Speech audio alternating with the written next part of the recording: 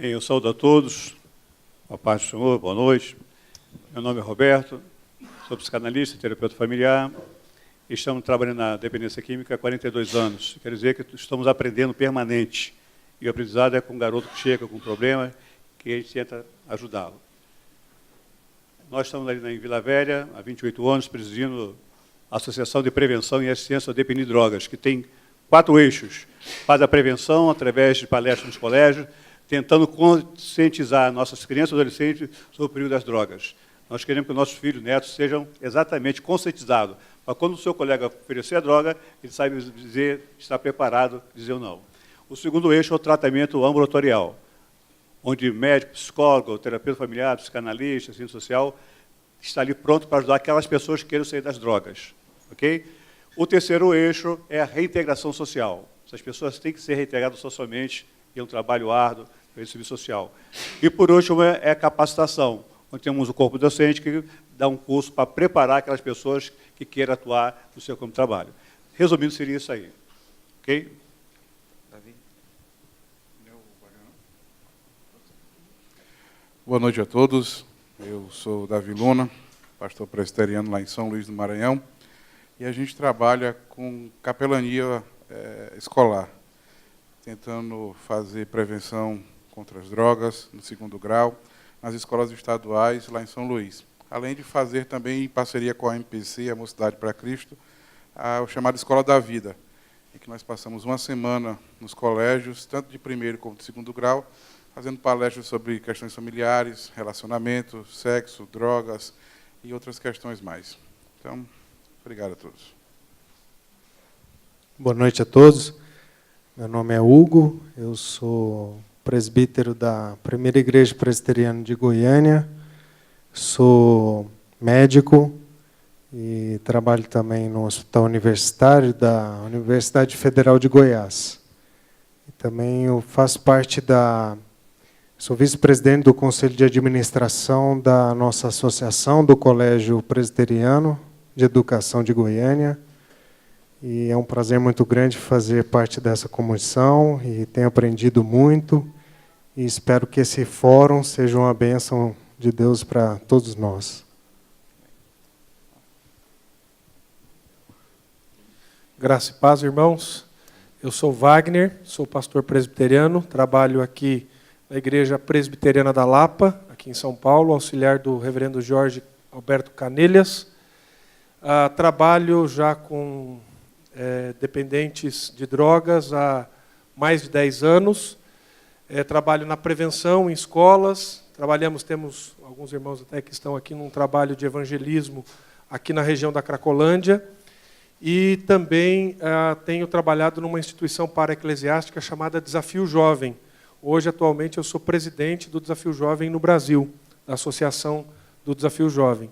E temos trabalhado nesse sentido e participado juntamente com os irmãos da comissão nesse tempo aí para construir uma política da nossa igreja nesse sentido. Boa noite, Fábio Barreto, sou pastor presbiteriano, auxiliar lá na Primeira Igreja Presbiteriana de Goiânia, atualmente plantando uma igreja na cidade de Trindade, a 20 quilômetros da capital. Henrique Dutra, pastor da Igreja Presbiteriana em Sete Lagoas. Atualmente componho como suplente o Conselho de Capelania da IPB, atuo em presídios na região de Sete Lagoas, onde eu estou, e como palestrante em escolas e empresas na área de prevenção e enfrentamento às drogas. Boa noite a todos. Meu nome é Ricardo Xavier, sou ministro presbiteriano, atualmente domiciliado em Dourados, Mato Grosso do Sul. Atuo na campanha nacional antidrogas desde 1994, há 23 anos. Sou também palestrante junto às forças de segurança, Polícia Militar, Polícia Civil e agentes penitenciários. Gestava uma ONG, a Associação Vida Nova, e atualmente dedicando-me a esta comissão, e é uma honra estar aqui nessa noite. Senhores, com essa apresentação, damos início a esse momento e vamos invocar a bênção do Senhor. depois vamos compor a mesa. Eu queria chamar o secretário executivo da nossa igreja, o reverendo Juarez, para fazer essa prece ao Senhor, dando início aos trabalhos nessa noite. Coloquemos em pé, irmãos. Adoramos a Ti, ó Deus, na beleza da Tua santidade. Amém. És o motivo da nossa vida, a razão do nosso encontro nesta noite. A Ti tributamos glória, honra, força. O Senhor é digno de toda adoração. E nós vimos, ó Deus, agradecer a Ti a bênção da redenção em Cristo Jesus, nosso único e suficiente Salvador, que revelou o profundo amor do Senhor, resgatando-nos das trevas para a sua maravilhosa luz, retirando-nos do lodaçal do pecado e firmando os nossos pés sobre a rocha. Amém. E é com este ministério, ó Deus, que nós também levamos a mesma mensagem àqueles que ainda se encontram nestas trevas, muitos deles movidos pelo uso e abuso das drogas, dos tóxicos, ó Deus, acarretando transtorno para si, para os seus, para a coletividade, mas é no espírito da misericórdia, ó Deus, que este fórum é instalado, que esta comissão foi nomeada pelo Supremo Concílio e que com certeza, ó Deus, os resultados desse trabalho se farão divulgar por toda a Grei Santa para que possamos contribuir para a mudança da nossa sociedade a partir da ministração do Evangelho. Abençoa a Tua palavra, que será proclamada logo a seguir, e continua com os Teus filhos na realização do presente fórum. Nós oramos assim, agradecidos em nome de Jesus. Amém. Poder sentar, senhores, peço à comissão que tome assento. Chamar aqui à frente, para compor essa mesa, nosso muito digno presidente da Igreja Presbiteriana do Brasil, reverendo Roberto Brasileiro, o muito digno reitor da nossa universidade, irmão Benedito, o muito digno chanceler, nosso irmão Davi Charles Gomes. Tá, o presidente Mackenzie, por favor.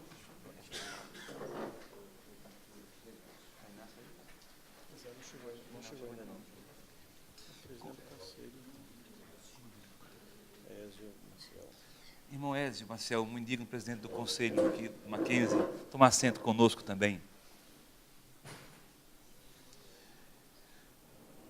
Antes de passar a palavra para o irmão que estará louvando ao Senhor, estarei lendo esse texto.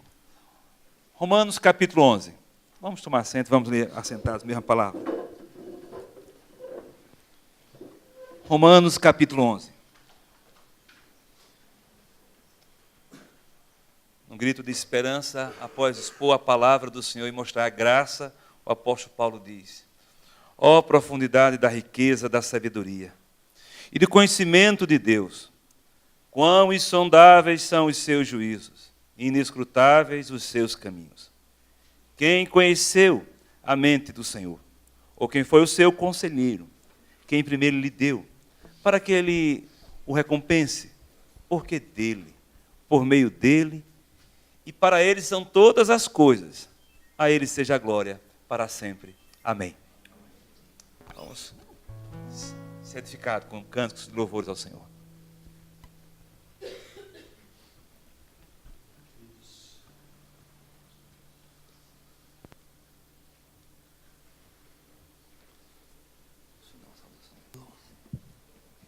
Som. Boa noite, graça e paz. Essa primeira canção fala de Gênesis, a criação, e uma criação que culmina no homem, e o homem como imagem e semelhança de Deus, já nos levando a uma ideia de que ser imagem e semelhança de Deus é estar curado integralmente. E como estamos falando destes assuntos de saúde, de drogas, eu acho que cabe muito bem pensar nesse texto agora.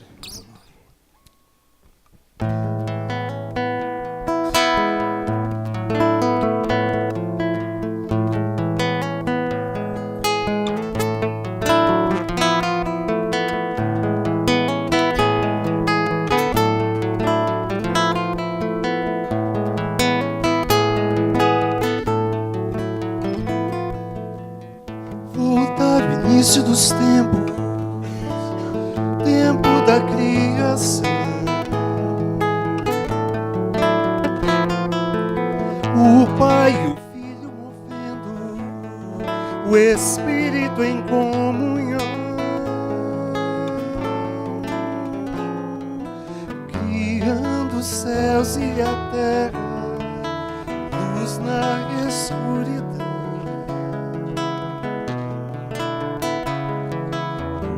Firmamento entre as águas, houve separação, terra seca.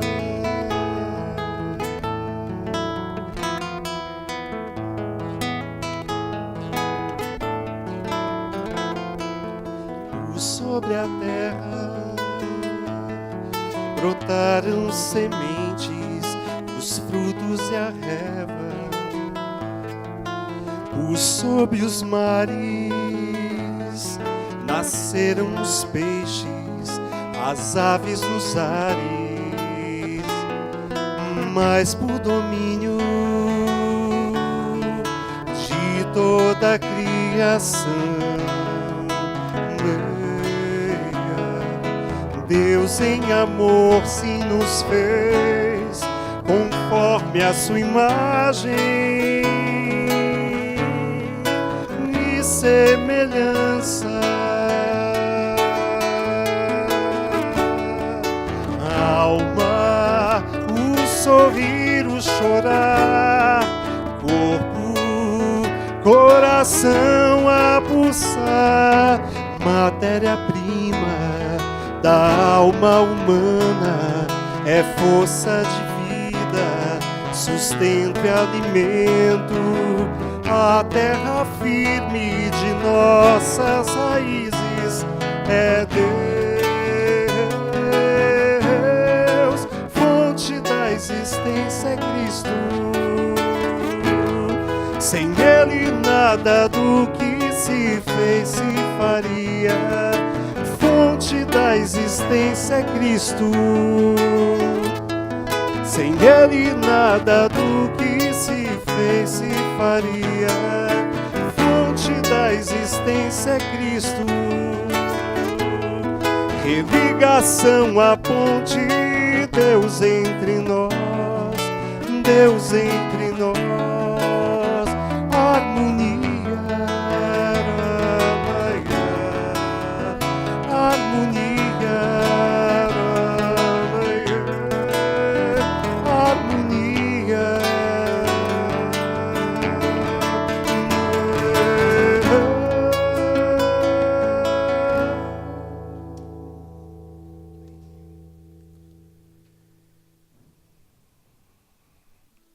Tem mais duas canções que vocês já conhecem, que podemos fazer juntos. É uma canção velha que se chama Cantar, é um cântico novo. Sempre temos o novo cântico em nossos lábios, né? Cantai ao Senhor um cântico novo, cantai ao Senhor todas as trevas, cantai ao Senhor, bendizei o seu nome, proclamai a sua salvação, anunciai entre as nações as tuas obras, dentre todos os povos as suas maravilhas, porque grande é o Senhor, muito digno de ser louvado, mais temível do que falsos deuses. Glória e majestade estão diante dele, força e formosura do seu santuário. Glória e majestade estão diante dele, força e formosura do seu santuário. Anunciar entre as nações, anunciar entre as nações as tuas obras, dentre todos os povos as tuas maravilhas. Porque grande é o Senhor, muito digno de ser louvado, mais temível do que falsos deuses. Glória e majestade estão diante dele, força e formosura do seu santuário. Glória e majestade estão diante dele, força e formosura do seu santuário.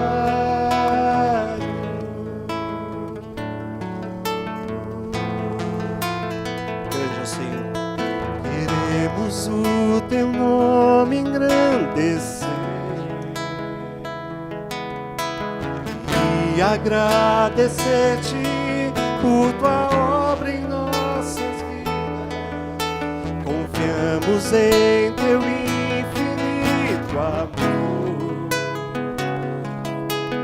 pois só tu és o Deus eterno sobre toda a terra e céu.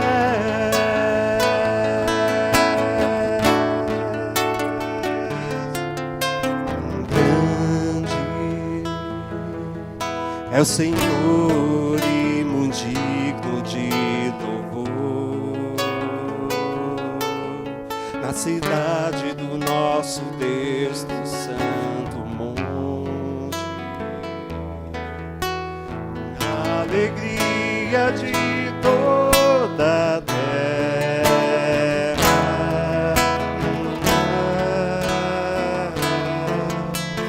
Grande é o Senhor em quem nós temos a vitória, que nos ajuda contra o inimigo.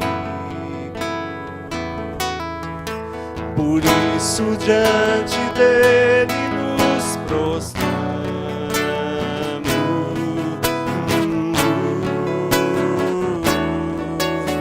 Queremos o teu nome engrandecer e agradecer-te por tua obra em nossas vidas. Confiamos em teu infinito amor, pois só tu és o Deus eterno sobre toda a terra e céu.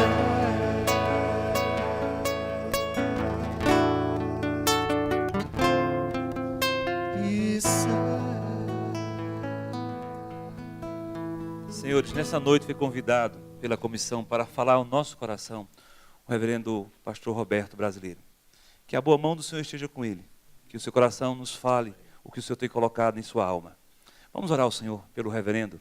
Pedir ao presbítero Benedito que faça essa prece, colocando o reverendo Roberto na presença do Senhor. Nós te louvamos, Senhor, por esta noite. Nós te agradecemos, Senhor, pelo privilégio de nós nos reunirmos em teu nome. Nós te agradecemos, Senhor, por esses irmãos que se levantaram para trabalhar em combate, na prevenção contra as drogas, este mal que tem assolado, Senhor, este país e tantos outros países. Nós te louvamos por esta noite, porque nós temos a oportunidade de ouvir a tua palavra. E neste momento, Senhor, nós colocamos nas tuas mãos a vida do reverendo Roberto Brasileiro. Que tu possa, Senhor, colocar no seu coração aquela palavra, Senhor, que todos nós precisamos. Fala conosco, Senhor, através do teu servo. Unge-o com o teu Santo Espírito. Usa-o nesta noite. Em nome de Jesus, nós te pedimos e te agradecemos. Amém. Amém. Meus amados, primeiro, nossa gratidão a Deus pela presença de cada irmão conosco nessa noite. Que Deus seja abençoando e sustentando-os na graça, na misericórdia e no poder do Senhor. Eu peço perdão à comissão porque não pude estar com vocês hoje. Hoje nós estávamos com um assunto tão sério no Mackenzie que eu pensava que iria andar mais rápido, mas nós estamos tratando de uma questão que envolve Dourados, nosso hospital ali.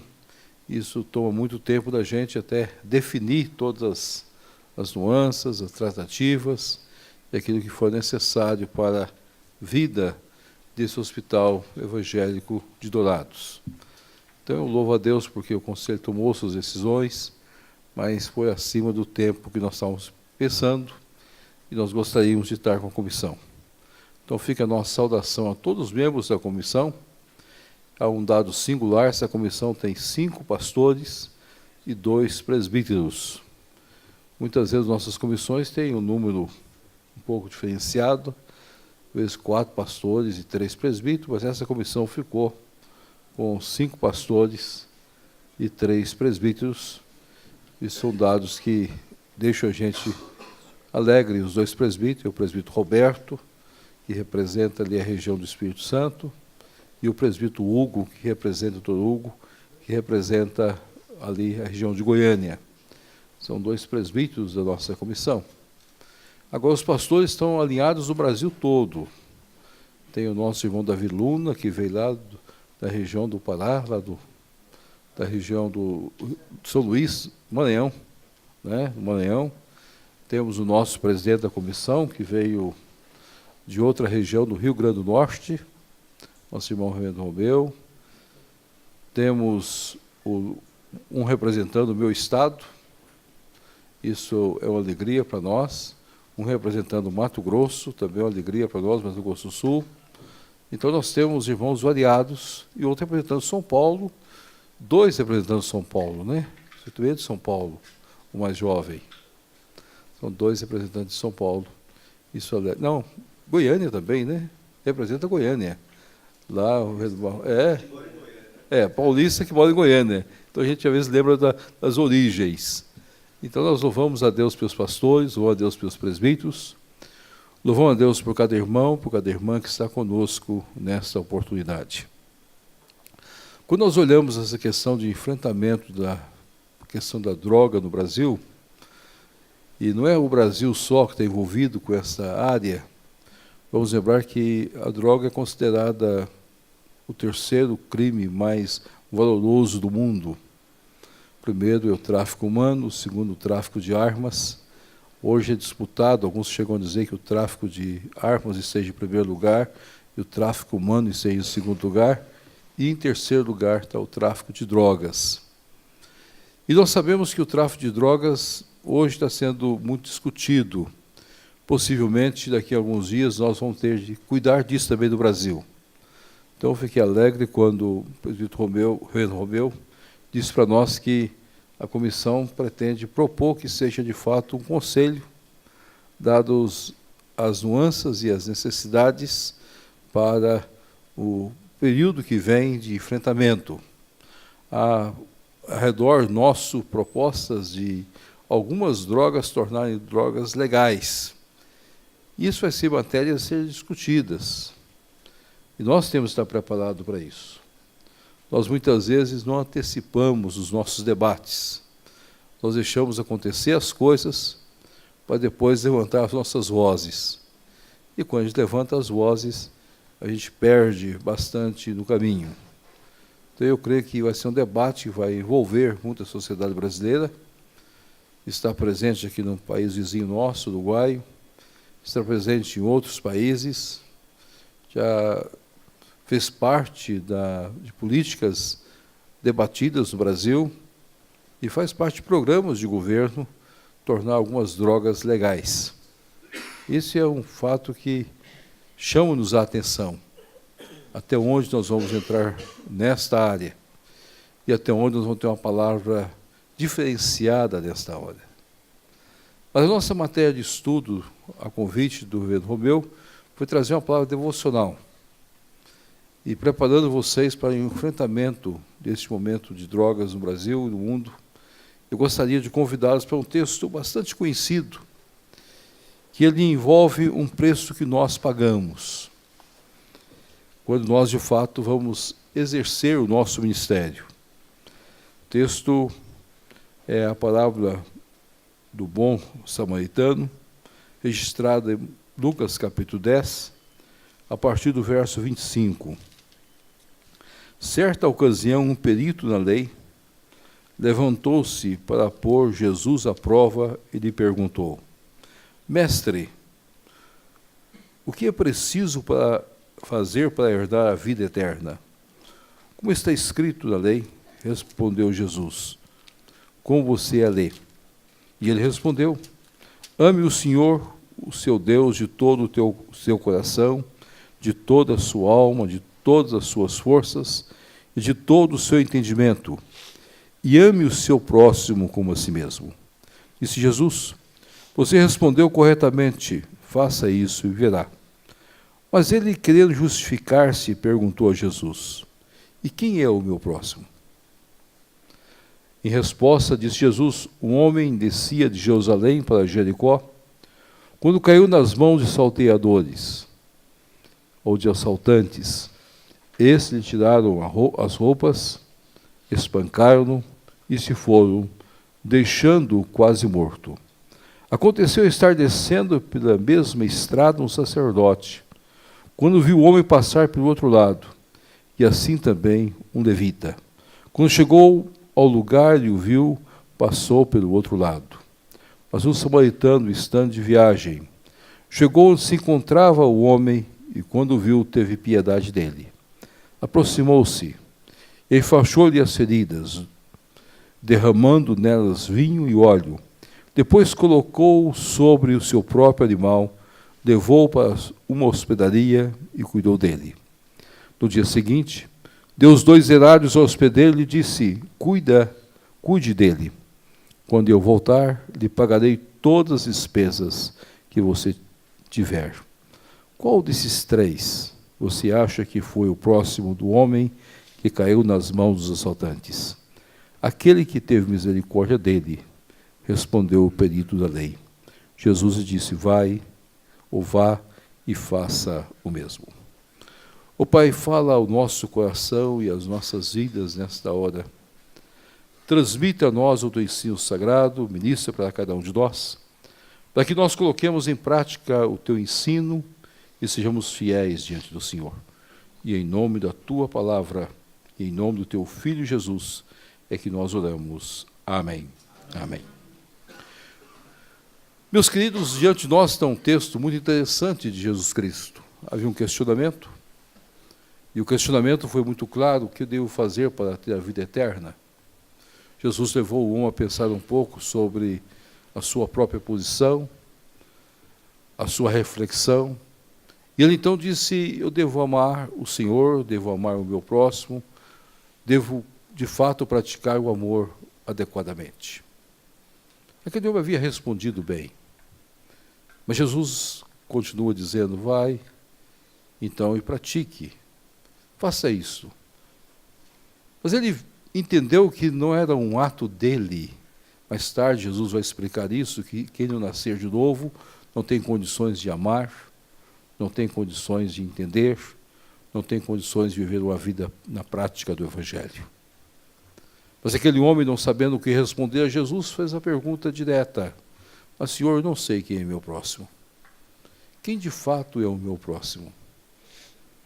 Eu creio que o grande problema da igreja, muitas vezes, é que a igreja tem perdido a visão dos perdidos. Nós, como igreja, temos visão de tantas coisas, mas nós, muitas vezes, somos uma igreja de manutenção, ou de um crescimento simplesmente quase vegetativo. Nós perdemos a visão dos perdidos. A igreja não tem lugar para os perdidos. Esse é o maior desafio que nós temos para esse século nosso. Nós precisamos ser uma igreja mais presente do mundo em que nós vivemos. Nós precisamos entender que há muitas pessoas caídas, que precisam ser socorridas. Há muitas pessoas que são despojadas e tiradas de tudo que elas têm, machucadas, destruídas. E é isso que a droga faz. A droga, ela entra sorrateiramente. é um assalto às casas, é um assalto às famílias, é um assalto aos jovens. O traficante simplesmente propõe que a pessoa vai ter viagens as melhores possíveis, as propostas as melhores possíveis, até o ponto de tirar tudo da pessoa e muitas vezes deixar ela sarjeta, caída, machucada, sem nenhuma condições. E muitas vezes a igreja está vendo tudo isso. Está vendo o que está passando muito perto dela. Mas simplesmente como o levita e o sacerdote têm passado de lado. Não tem se aproximado, não tem assistido, não tem confrontado, não tem sido uma proposta adequada. Quando nós nomeamos a comissão com uma proposta bem firmada. Que essa comissão possa trazer para nós uma política de enfrentamento. Aquilo que nós, como igreja, podemos e possamos fazer neste mundo que nós vivemos, de ter perdidos que precisam de socorro, de ter perdidos que foram assaltados, destruídos, que estão caídos na estrada e precisam de apoio. Cabe, neste momento, à comissão estabelecer essa política que nós vamos colocar em prática no dia a dia de nossas igrejas, essas igrejas todas espalhadas por este mundo que nós vivemos.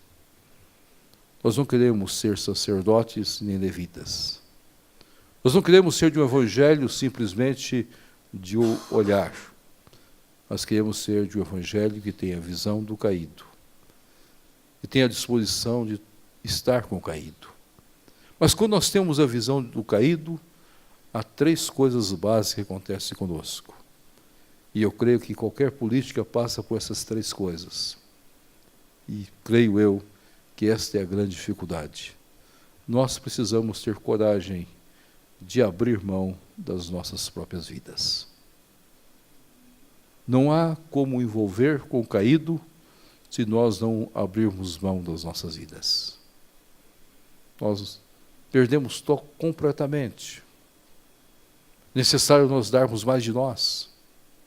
Quando eu leio esse texto, eu fico imaginando aquele homem descendo o seu animal, parando naquele lugar perigoso, expondo a sua vida ao sacrifício, e ao mesmo tempo quase dizendo, se eu for assaltado, pelo menos eu estou tentando socorrer alguém. Pelo menos eu estou tentando levantar alguém. Sair do mundo cômodo nosso, do aconchego nosso é muito difícil. Expor a nossa vida é muito difícil. O que eu tenho a ver com o que está acontecendo no meu vizinho? O que eu tenho a ver com o que está acontecendo na rua ao meu lado? O que eu tenho a ver com as pessoas que estão caídas? Para que eu vou colocar a minha vida em perigo? Abrindo mão, socorrendo, fazendo tudo o que for necessário. Por que eu vou me envolver com o desafio jovem? É muito mais fácil eu ficar na minha casa, torcer para o meu time, pensar em outras coisas. Para que eu vou receber jovens da igreja que muitas vezes vão trazer muitas confusões em muitos momentos? Nós trabalhamos na nossa cidade com o jovem infrator. E a igreja deu assistência a este movimento. E algumas vezes no culto eles vão à igreja. E muitas vezes estão lá conosco na igreja. É aqueles meninos que nós precisamos cuidar deles. Nós trabalhamos com jovens que foram viciados. Às vezes eles estão com uma vida completamente diferente. Alguns já chegaram drogados, conversando. Precisa de alguém sentar ao lado deles. Nós temos de abrir mão das nossas vidas. Se você quer ser, de fato, alguém que vai enfrentar essas situações, a sua vida você tem de expô-la. tem que sair do momento do aconchego. Tem de abrir mão de estar montado para descer onde estão as pessoas. Cumprir a sua agenda e não cumprir a sua agenda. A segunda coisa que me chama a atenção nesse texto é que quem quer trabalhar nesse enfrentamento tem de dispor de tempo. Dispor de tempo é a coisa mais difícil. Se há alguma coisa preciosa para nós, chama-se vida. Mas se há outra coisa mais preciosa ainda, nós chamamos de tempo. Tempo é alguma coisa que marca profundamente as nossas vidas no mundo em que nós vivemos. A igreja que envolve com esse ministério, a mocidade que envolve com esse ministério tem de gastar tempo. E é muito interessante que muitas vezes eles não têm horário. Ligam a qualquer hora. Fala com a gente em qualquer lugar. E algumas vezes importuna até em momentos que nós pensamos, agora eu tenho de gastar tempo. Cerca-nos, abraça-nos. Nós temos a obrigação de ouvi-los. Esses são pontos principais. Eu gostaria que os irmãos olhassem para esse texto e pudessem observar que ele veio montado, o seu animal, ele parou, desceu, atrasou sua viagem, em certo sentido mudou a sua agenda, porque agora ele ia conduzindo o animal no decorrer de toda a sua viagem, puxando o animal. É muito mais rápido andar montado do que andar a pé. Mudou completamente a sua agenda, o seu tempo. Ele abriu mão dele. Essa comissão precisa fazer uma política e que nos ensine a observar que o tempo gasto com alguém é mais precioso que o tempo gasto em cumprir as nossas agendas. Entender prioridades é uma das coisas mais sérias da vida da igreja. E compreendermos que nós vamos gastar tempo com essas pessoas é algo que marca profundamente nossas vidas. Há pouco tempo nós estávamos num momento da igreja e chegou um jovem que nós trabalhamos com ele. E chegou e disse, pastor, eu quero falar com o senhor, eu quero conversar com o senhor. Eu preciso do senhor e agora. Disse, espera um pouco. Não, eu preciso do senhor e agora. Não é alguma coisa diferente. Nós estávamos recuperando outro moço e eu estava saindo de viagem. Ele falou assim, eu preciso falar com o senhor. Eu disse, vamos fazer o seguinte. Eu tenho um dia em Belo Horizonte, um compromisso. Entra aqui no carro, vai comigo. E eu vou dirigindo, nós dois vamos conversando. E uma pessoa estava perto de mim e disse, pastor, vai só vocês dois? Sim, só nós dois. E se acontecer alguma coisa, o que vai acontecer? Se acontecer, minha vida já lhe pertence ao Senhor. E fomos o tempo todo, fomos 450 quilômetros conversando. Chegou lá, eu disse, agora você fica quieto, eu tenho compromissos, e depois nós voltamos novamente conversando. Gaste tempo. Se você não gastar tempo, você não recupera vidas. A terceira coisa que esse texto nos ensina, você tem que gastar recursos. Não há ministério sem abrir mão de recursos. Jesus tocou no ponto central para o judeu. O judeu poderia pensar em qualquer coisa. Podia pensar que a vida pode ser gasta. O judeu podia pensar que o tempo pode ser gasto. Mas gastar os recursos é alguma coisa inusitada para os judeus. Se os irmãos lembrarem, os judeus, mesmo com todas as perseguições, com o holocausto, com tudo que já aconteceu no mundo, as suas riquezas foram preservadas. Após a Segunda Guerra Mundial, as riquezas judaicas estão preservadas para os descendentes. Mesmo que tivesse passado por holocaustos, eles conseguiram transformar suas riquezas em bens duráveis, que não foram queimados, nem destruídos, e foram achados. Foram apostas sempre em coisas preciosas. Não há em Israel extração de diamante, mas os melhores lapidários do mundo estão em Jerusalém. As pedras mais preciosas do mundo são lapidadas em Israel. Ele sabe o valor de cada coisa. Agora, falar para um judeu que ele abre mão dos seus recursos, que ele precisaria abrir mão dos seus recursos, era alguma coisa que assustava-os. E muitas vezes assusta-nos, muitas vezes. Não há envolvimento, não há enfrentamento de drogas se nós não tivermos recursos. Ninguém sustenta um desafio jovem, ninguém sustenta uma casa de recuperação, e nenhuma casa de recuperação, nenhum desafio jovem é autossustentável. É necessário que grupos possam sustentar esses ministérios. O Roberto sabe muito bem disso. É necessário que alguém compre casa, é necessário que alguém ponha recursos, é necessário que venha recursos.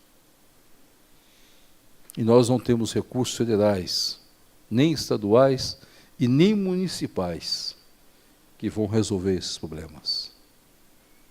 Se a igreja quer participar desse movimento, a igreja tem que colocar no seu orçamento a disponibilidade de gastar recursos com esse ministério. Não é só falar, nós precisamos tratar dessa matéria. Nós precisamos nos envolver na busca de soluções. A igreja vai ter de usar parte do seu orçamento no cuidado desse enfrentamento. Ah, mas tem recursos federais? Tem recursos federais. Ah, mas tem recursos estaduais? Tem recursos estaduais. Ah, tem municipais. Mas esses recursos governamentais não resolvem. Se nós formos esperar por esses recursos, o paciente morre antes de ser curado. Então a igreja tem de se dispor. A igreja tem de abrir mão. E eu creio que isto é um dos pontos que mais assusta a igreja. Muitas vezes a igreja não está preparada para olhar nos seus orçamentos e colocar essa matéria como um ponto central para as suas vidas. Enfrentamento na visão do caído. Nós precisamos dar a vida, nós precisamos gastar o nosso tempo e nós precisamos gastar os nossos recursos. Aqui está o dinheiro. Se alguma coisa gastar mais, eu pagarei. O perito da lei, ou escriba, não disse de maneira alguma ao samaritano o que usou de misericórdia. E usar de misericórdia é colocar o nosso coração na obra para a glória de Deus. Que Deus nos abençoe. Amém. Amém.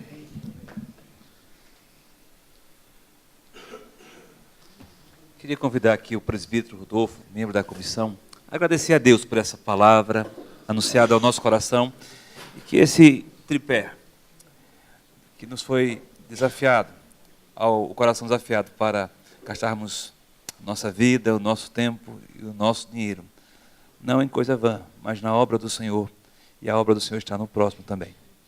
Que possamos ser levantados pelo Senhor. Oremos, queridos. Senhor Pai amado, santo é o Senhor nosso Deus. Ó Pai, em Cristo Jesus, nós te buscamos nesse momento, Senhor, para te agradecer, porque Tu és o nosso Deus. Tu és o Deus Criador, Tu és o Criador de tudo e de todos. mas aprove a Tu mesmo, Senhor. Te revelares a nós e, no agir do Teu Espírito, nos fazer conhecedores da Tua vontade. E nós, Senhor, nós Te agradecemos. Porque no agir do Teu Espírito nós entendemos da nossa dependência, Senhor, e da Tua soberania sobre nossas vidas. Muito obrigado, Senhor, porque a Tua palavra nos exorta e nos confronta da responsabilidade frente à Tua obra. E clamamos, Senhor, nos transforma. No agir do Teu Espírito nos molda, Senhor, a cada um que se chama Tua Igreja. De modo que nós possamos, moldados por Ti mesmo, nós possamos vir a Te agradar, conforme os Teus santos propósitos. Abençoa esta comissão, Senhor. Permite que nós possamos, de fato, estarmos exercendo a Tua vontade. Nos capacita, Senhor. E livra-nos de todo mal. Em nome de Jesus, Senhor. Amém. Amém. Senhores e senhora, estaremos agora dissolvendo a mesa.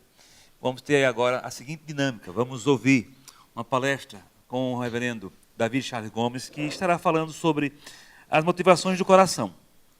Depois estaremos montando aqui um painel e estaremos mediando o assunto, juntamente com o reverendo Davi Charles, com o presbítero Rodolfo, Roberto e o Henrique. Serão 30 minutos e a pretensão nossa é às 21h15, já terminando o nosso encontro. Então vamos ouvir o reverendo Davi Charles Gomes e vamos ter ouvidos atentos para essa palavra.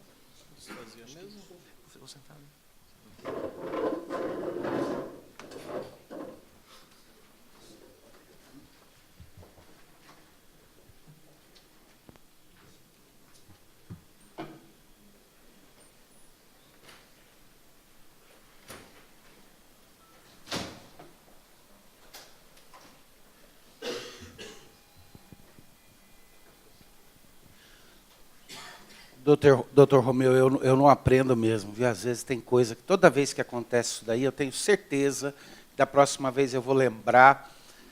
E é claro, com toda a nossa amizade, com o dia maravilhoso que nós tivemos no começo do dia, quando a sua qualificação ocorreu com tal brilhantismo, e eu tive o prazer de estar na sua mesa, eu teria pedido. Não me põe para falar logo depois do reverendo Roberto, fica difícil. Ele vem e toca o coração da gente, motiva. E aí o que eu vou falar? Mas eu sei, eu vou falar para vocês alguma coisa que é mais localizada. Que parte da motivação que ele nos deu, do chute nos fundilhos, se me permitem, de dizer é isso que a igreja precisa entender se ela for fazer o trabalho que ela sabe que ela tem que fazer.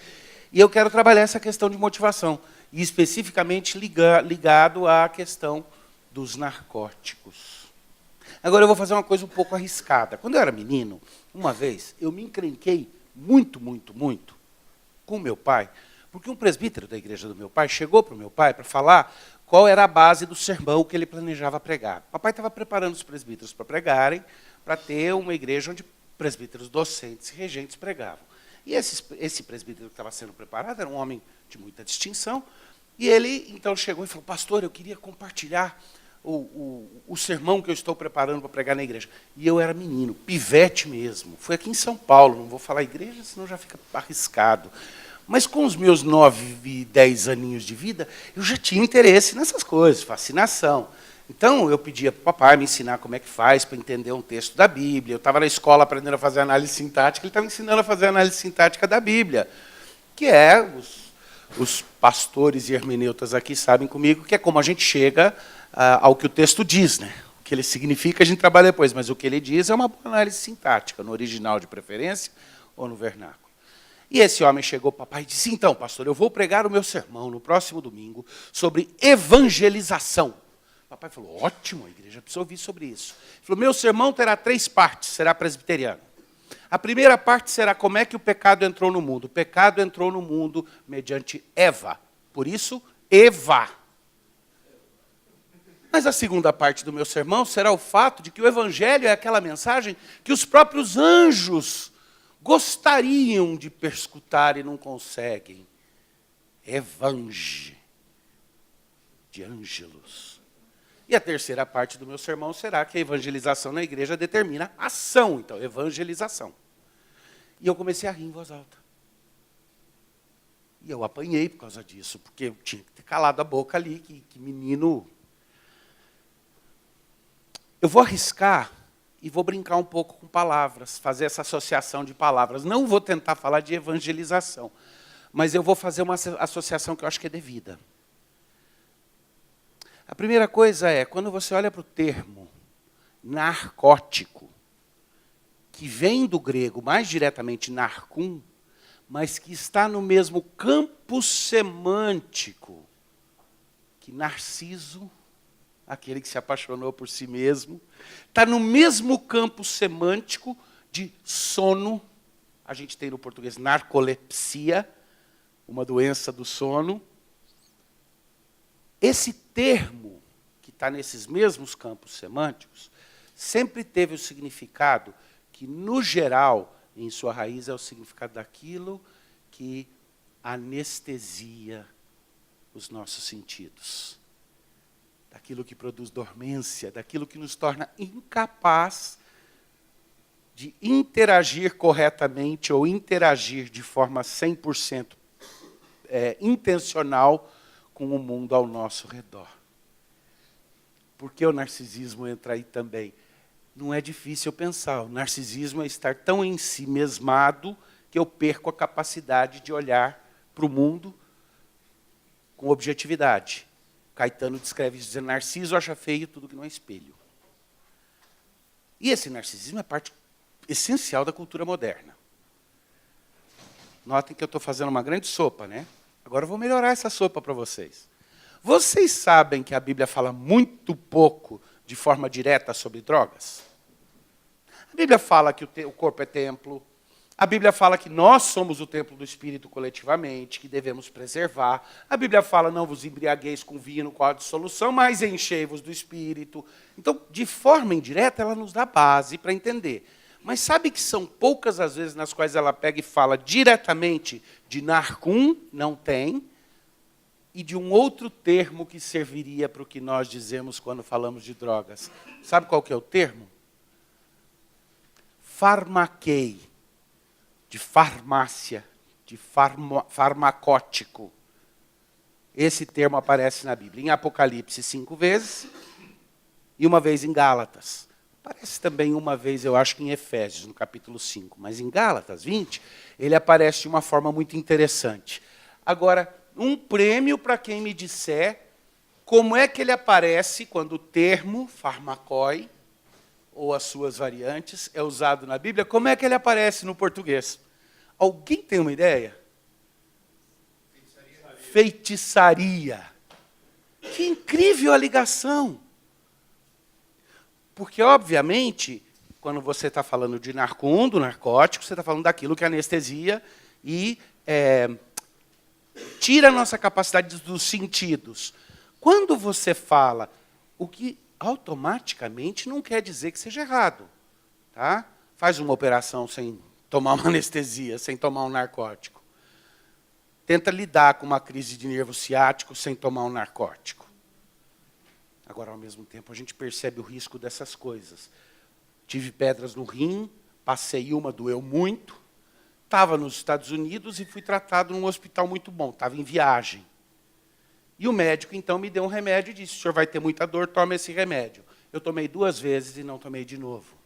Porque eu já tinha tomado Vicodin, eu já tinha tomado outros remédios que são opiáceos em situações de necessidade e foi tranquilo. Mas o hidrocodon que ele me deu era forte demais. Eu tomei 2 vezes e eu senti muita vontade de tomar mais uma. E eu falei: Senhor Deus, pela graça, o Senhor vai me ajudar. E não tenho tendências nesse sentido. Mas eu percebi que foi bom demais. Foi muito tranquilo naquela hora. E aí acende uma luz, porque diz: uma coisa é buscar o anestesiamento que eu preciso na hora da doença, na hora da dor. A outra é quando isso passa a me produzir alguma vantagem. Me acompanha que vocês vão ver que eu estou indo para um lugar específico. Tá? O que acontece? Do mesmo jeito no farmacói, que é traduzido por feitiçaria, por que feitiçaria? O que tem a ver? Aí é uma explicação que precisa ser desenvolvida um pouco mais. E a razão é muito simples. De fato, é a feitiçaria com o uso de poções. Não é qualquer feitiçaria. Por que eu mencionei em Gálatas? Porque em Gálatas 5, versículo 20, se não me falha a memória, é isso. Ele fala de bruxaria e ele distingue de feitiçaria. Quando você vai pesquisar mais a fundo, você descobre que ele está falando do tipo de bruxaria que é a idolatria demoníaca, e aí ele está falando do uso de poções mágicas. A feitiçaria que ele fala aí é o uso de poções mágicas. Qual é o objetivo de quem usa uma poção mágica de feitiçaria?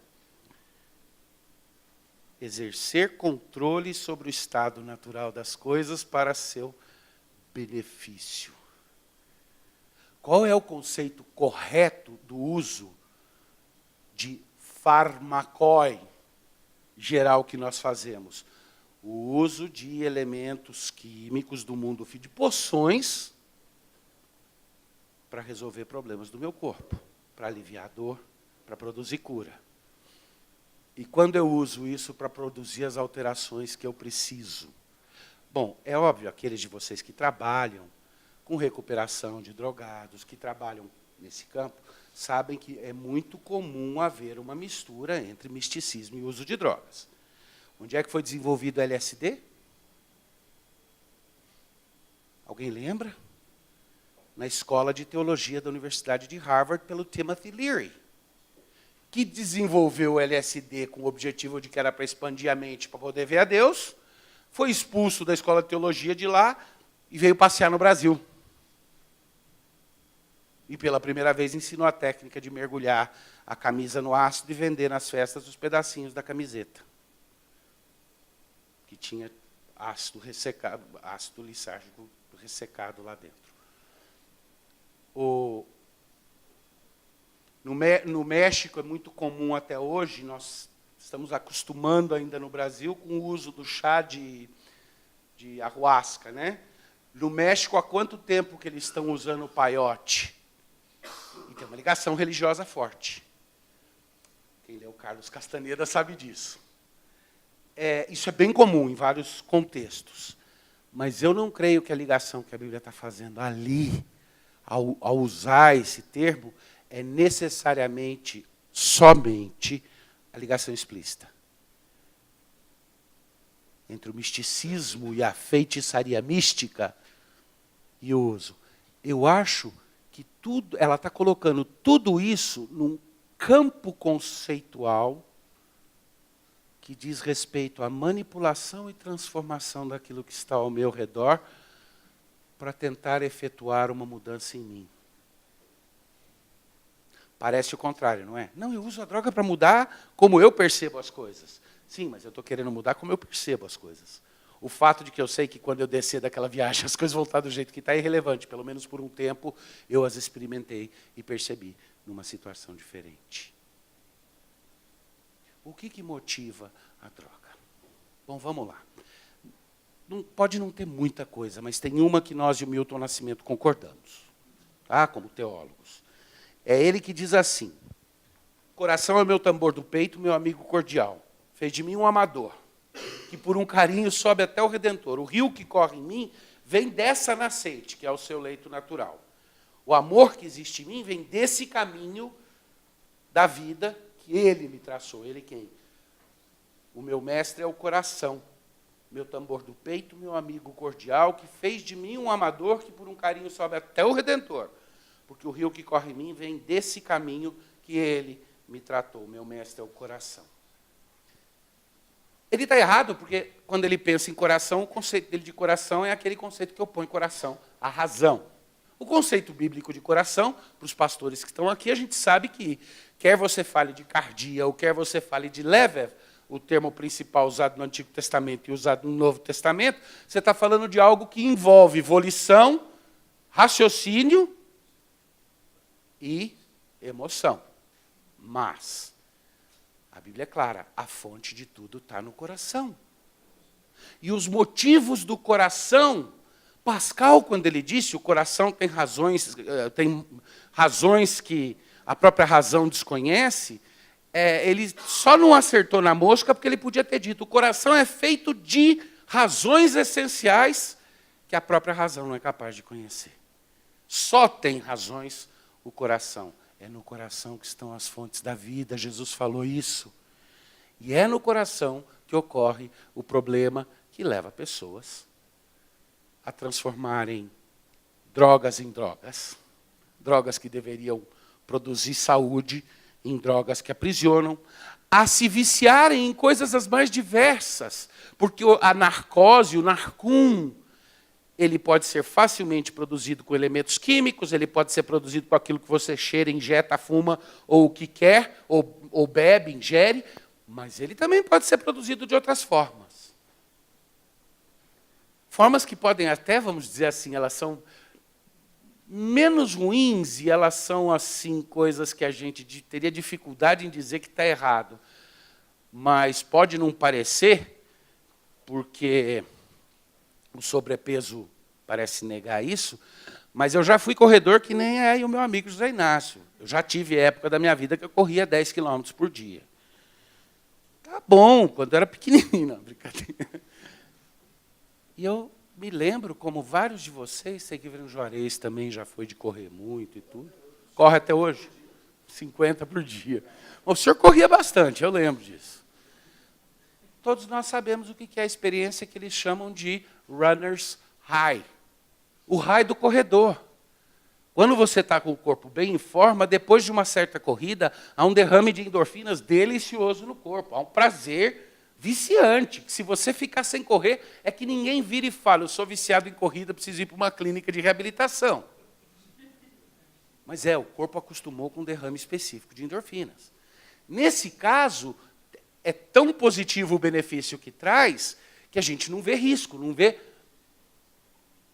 Mas onde é que está a motivação? Por que é que as pessoas se viciam? Porque o coração se apega a coisas que ele acha que vão permitir que eu altere a minha realidade de forma barata, de forma rápida ou de forma auto-iniciada.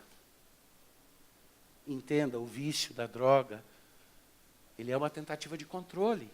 E ele é uma tentativa de controle de quem acha que, de alguma forma, precisa achar um instrumento da sua própria redenção. Agora, os pastores me ajudem. Quando eu me apego a alguma coisa, achando que dessa coisa eu vou receber alívio, paz ou redenção, essa coisa se tornou meu? O vício e o uso de drogas e de narcóticos é idolatria. Agora, teria dois jeitos de eu falar, né? É idolatria, então é feitiçaria, corra disso, uma forma espiritualizada. Iria parecer que eu estava usando um argumento para falar isso. Isso eu chamaria de simplicidade simplística. Mas vários de vocês já me ouviram citar, eu gosto de citar sempre, J. Oliver Wendell Holmes, o grande jurista americano, que disse: eu não daria um vintém furado pela simplicidade aquém da complexidade. Mas eu daria minha fortuna pela simplicidade além da complexidade. E eu queria chegar nesse ponto da idolatria implícita no coração, na dependência, nas várias dependências, na adição, um neologismo que tem sido usado mais recentemente, né, relacionado ao addiction, do inglês. Eu queria chegar nessa simplicidade, mas que ela fosse depois da complexidade da explicação toda que eu dei, de que, de fato, é idolatria. E deve ser tratado como idolatria. Como é que você faz para livrar alguém de ídolos? Você precisa fazer um processo todo, que inclui esclarecimento, inclui confrontos, inclui esclarecimento, inclui um processo de libertação, inclui um processo de desintoxicação e retreinamento. E aqui eu não estou pondo a ênfase na ordem. Mas todas essas coisas estão presentes. É um processo para ajudar alguém a sair da idolatria. Da idolatria de achar que alguma coisa que não seja Deus pode me trazer uma viagem maravilhosa. Pode apagar os demônios do meu coração ou da minha mente. Pode me fazer sentir o que eu não sou. Pode me trazer paz. Pode me trazer um sentimento de comunhão mística com todas as coisas. Não é à toa que a Bíblia, quando fala da farmaqueia, coloca isso de uma forma que pode legitimamente ser traduzido como feitiçaria. Como algo que flui dos ídolos do coração e que distorce o coração.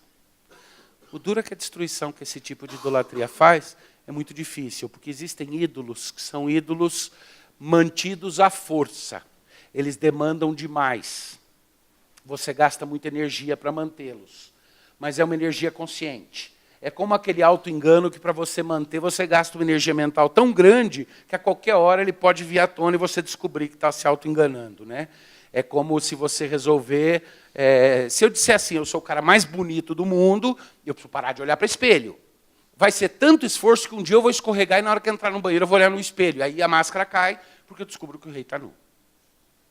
Tá? Esse é o tipo de idolatria que ela é ineficiente. O duro é que a idolatria no uso de narcóticos ela é extremamente eficiente. Ela funciona do ponto de vista daquilo que a gente chama de heurística. Do ponto de vista pragmático, ela parece ir bem. Está certo que é um ir bem, como do cara que caiu de um prédio de 20 andares e quando estava passando pelo 8º andar, alguém falou, e aí? Ele falou, até aqui está tudo jóia. Funciona até um tempo, porque em algum momento você bate as botas, você frita seu cérebro, ou você comete um delito que vai te jogar na cadeia ou no túmulo.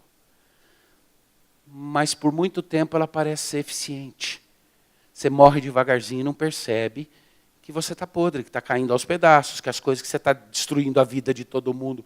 Por quê? Porque a cada vez que você ameaça levantar do seu estado de narcosia, o que você pode fazer? Toma outra. Usa de novo. Aumenta a dose. Muda de uma droga de entrada para uma droga mais potente. E assim você prolonga por um longo tempo. E por último vem a pergunta, mas do jeito que eu estou colocando como relacionado muito mais a motivos do coração e como algo que é subespécie, subcategoria da idolatria, como é que fica a questão física? O nosso mundo hoje muitas vezes usa a questão física somente como se ela então resolvesse uma saída.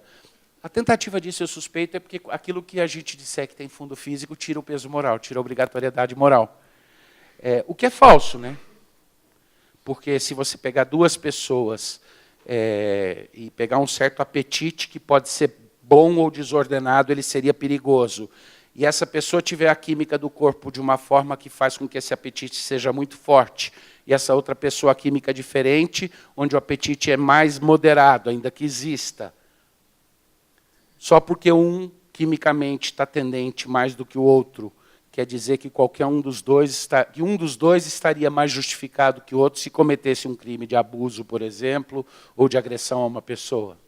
Quer dizer que uma pessoa que tem mais testosterona correndo no seu corpo está desculpada se socar a cara de alguém do que alguém que tem menos, porque ela tem quimicamente uma tendência a isso. Nós não fazemos essa distinção quando falamos de moral e de ética. Para um é mais difícil segurar, para outro é mais fácil segurar. A obrigação dos dois é igual. Deontologia é o que nós chamamos isso. Agora, o reconhecimento na questão das drogas, que as drogas são afetadas pelo corpo, ou melhor, o uso de drogas é algo que tem a ver e é afetado pela química do corpo da pessoa que usa. Existem pessoas que têm mais tendência à adição, existem pessoas que têm, mas ao mesmo tempo o uso das drogas atua sobre o corpo, transformando o corpo. São os dois caminhos. A gente não pode ignorar isso. Mas a pergunta é, começou no corpo? E eu creio que a Bíblia diz que começa no coração. E é óbvio, aí o que eu mais aprecio no trabalho que o Desafio Jovem faz, é dizer que a solução vai incluir reeducação, vai incluir o corpo, mas que ela começa quando o coração muda e se inclina em outra direção. O reverendo Roberto nos deu o chamado para o enfrentamento e nos disse o custo. E eu acho que nós precisamos ouvir isso com atenção. Porque é uma luta pelos corações das pessoas. É uma luta necessária, mas não é dissociada de pregar o Evangelho a toda criatura. Está na essência do que isso é. Não é um acessório para a missão da igreja. Faz parte da essência do que é a missão da igreja no contexto em que vivemos, onde uma das idolatrias mais comuns ao nosso redor é o uso de narcosia e de farmacóia para resolver problemas que só Jesus Cristo vai poder resolver. Muito obrigado. Vou chamar aqui o reverendo Davi para ele responder algumas motivações do coração da plateia. Com ele, quer chamar o presbítero Rodolfo, Roberto, e o reverendo também, por favor, reverendo Henrique.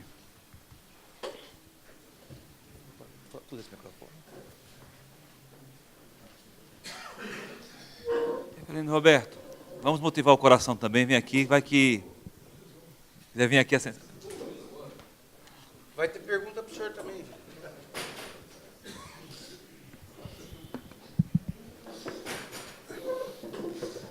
A plateia também estará franqueada a palavra à plateia para fazer perguntas, ok? Eu peço que sejam objetivas e também as respostas do mesmo naipe, tá bom?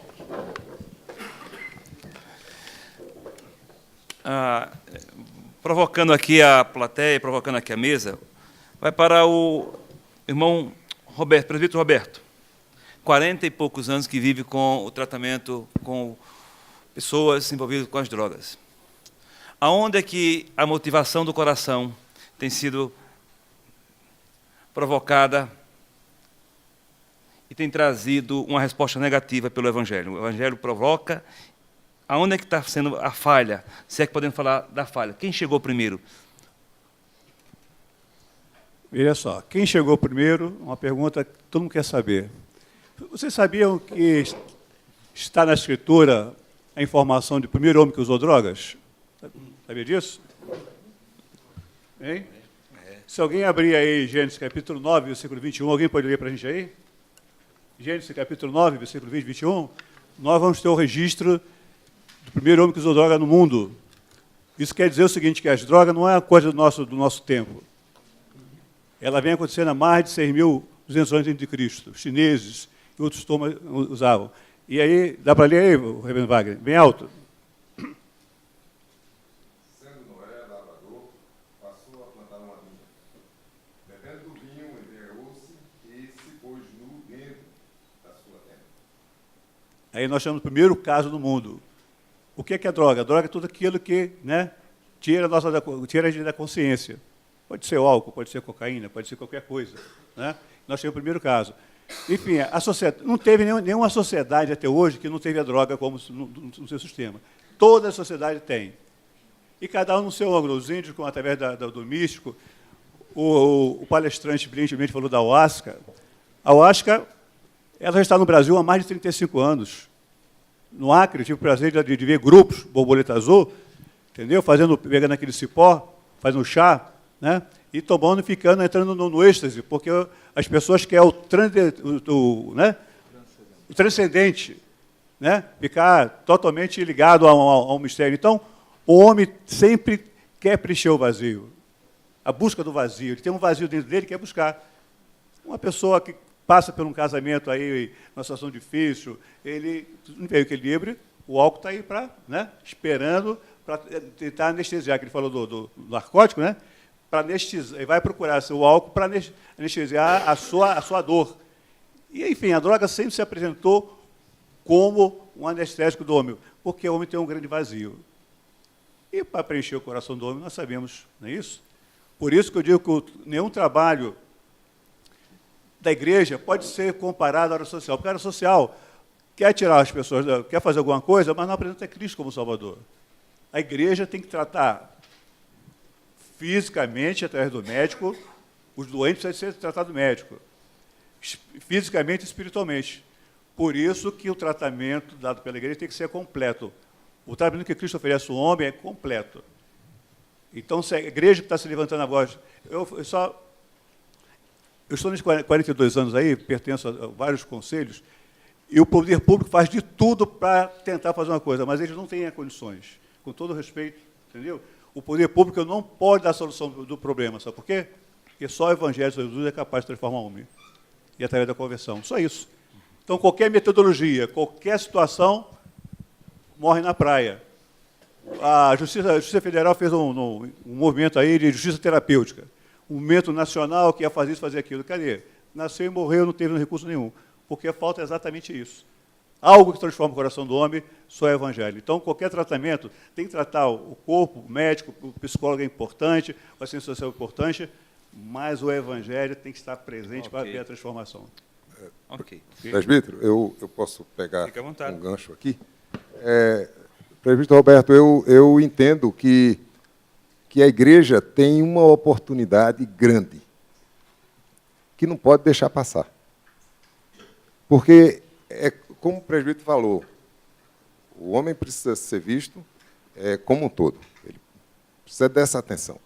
Mas a atenção espiritual, que é exatamente onde nós identificamos como a exposição, e nós entendemos que o princípio de tudo é ali o pecado.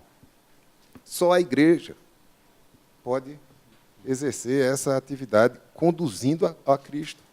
Então, é uma oportunidade que a igreja tem, e aqui, de discutirmos o assunto e motivarmos exatamente esse entendimento de que não podemos deixar passar a oportunidade, pastor Romeu. Nós não podemos deixar passar essa responsabilidade. Aproveitando sua fala, Rodolfo, como é que se dá, na sua profissão, como é tratar pessoas dependentes com a droga? Olha, a necessidade é feita pelo uso. Não é? Então, aquele que foi iniciado nesse uso, ele vai fazer com que o organismo sinta a necessidade dessa ministração. E isso realmente é interessante porque antes o uso da droga fosse algo doloroso, não é? De sofrimento. E, com certeza, não iríamos acostumar o organismo a isso. Não é? A palavra com vocês agora, se alguém tem uma participação. Juarez, reverendo Juarez.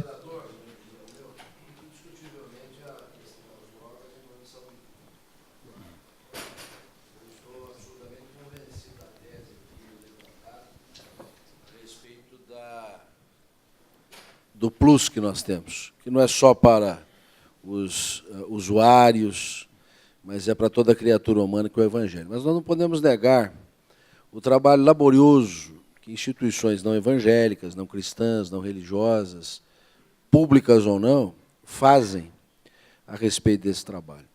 Eu quero fazer uma colocação aqui de que maneira nós, com o plus que nós temos, que é o Evangelho, e que vai ao âmago da questão, podemos interagir também com essas outras instituições.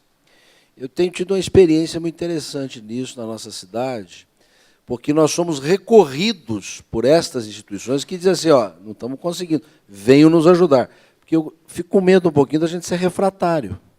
Dizer, nós temos a solução, vocês não sabem nada. Então, eu acredito que se a gente tiver uma atitude, minha posição, uma atitude assim de interação, de integração, eu diria até de certa simpatia, nós teremos mais portas abertas, porque não é uma questão resumida, limitada, hermética, ela é de saúde pública. Eu tenho me assentado com autoridades municipais, estaduais, federais, que dizem, esse é um problema, venham nos ajudar. Ok, vamos ouvir o reverendo Davi. Eu acho que é perfeita aí a percepção e a inserção. Eu tinha acabado de anotar aqui no meu iPad para eu lembrar depois, que é o seguinte, a gente pode esperar dos sistemas de saúde e até dos sistemas sociais uma ajuda muito grande no sentido da cura. Agora, se a gente quer mais que cura, a gente quer redenção, a gente sabe a diferença dos dois conceitos. Aí só a igreja pode fazer. A redenção só a igreja pode oferecer, porque é o Evangelho, é redimir da escravidão, mas a cura daquela condição, que muitas vezes é é um ótimo preâmbulo para a redenção, porque clareia a cabeça e tudo.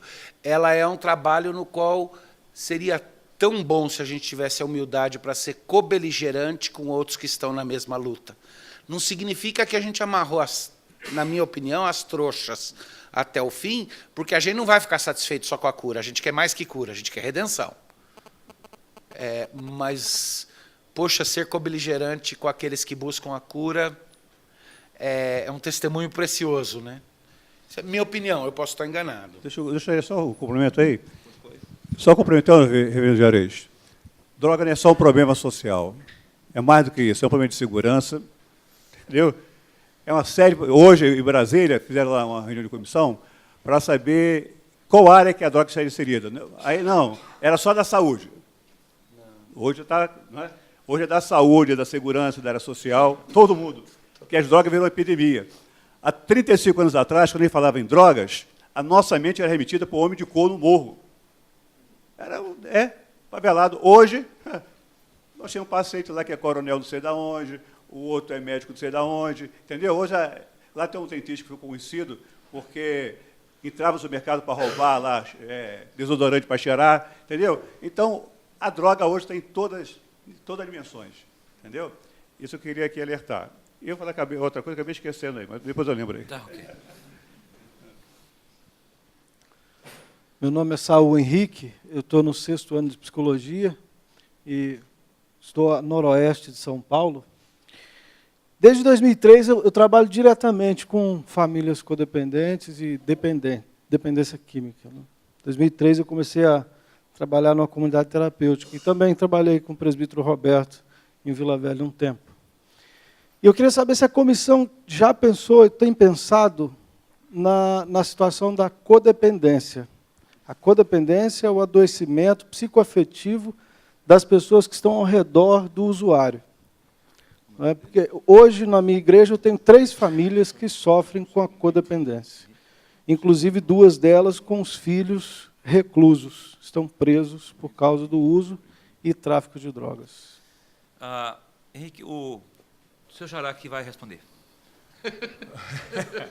Bom, nós, como comissão, por enquanto, nós estamos trabalhando no sentido de criar uma filosofia, uma política daquilo que será trabalhado.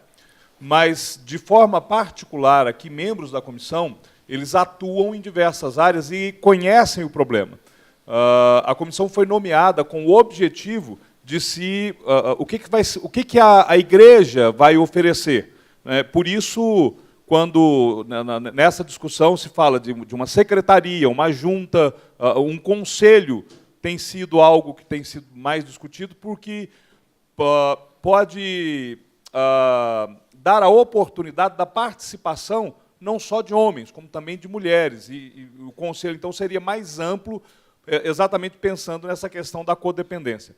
Particularmente, eu tenho o privilégio que eu atuo nas 2 pontas do problema da droga. Eu atuo dentro do presídio, diretamente com o traficante. Né? E quando eu atuo dentro do presídio, nós entramos no presídio em Sete Lagoas a pedido da direção, porque eles estavam enfrentando problemas comportamentais. Então, nos procuraram, veja só, a sociedade chegando para a igreja e falando, nós precisamos de socorro.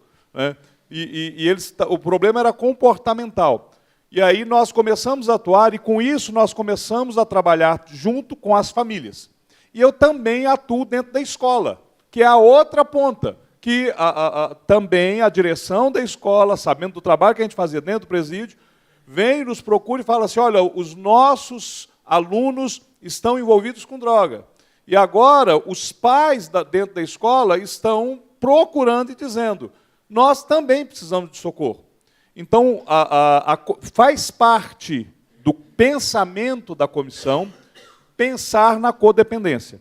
Mas, por enquanto, a comissão tem que trabalhar os aspectos legais, eclesiásticos, denominacionais, para que ela possa criar, para se nascer o que a igreja vai oferecer. O que a igreja, como a igreja vai atuar. Eu gostei muito da palavra do Dr. Davi, porque não adianta, porque nós, sozinhos, como instituição eclesiástica, não conseguimos dar a resposta para a sociedade. Se nós pensarmos assim, ó, a igreja presbiteriana tem a resposta, nós já começamos a falhar, né? Nós precisamos de uma atuação da igreja no processo de busca da cura e da redenção. Só a igreja consegue oferecer redenção, né, através de Cristo.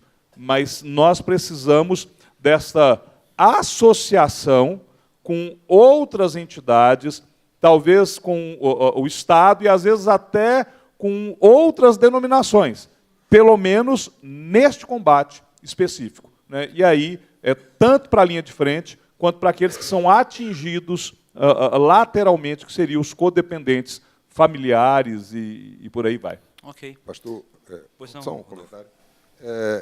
Inclusive, uma das decisões do próximo seminário, fórum, está pontuado esse tema, que oportunamente o pastor Romeu vai estar anunciando. Mas, respondendo à pergunta também, um pouco sobre o assunto, eu acho temerário, né?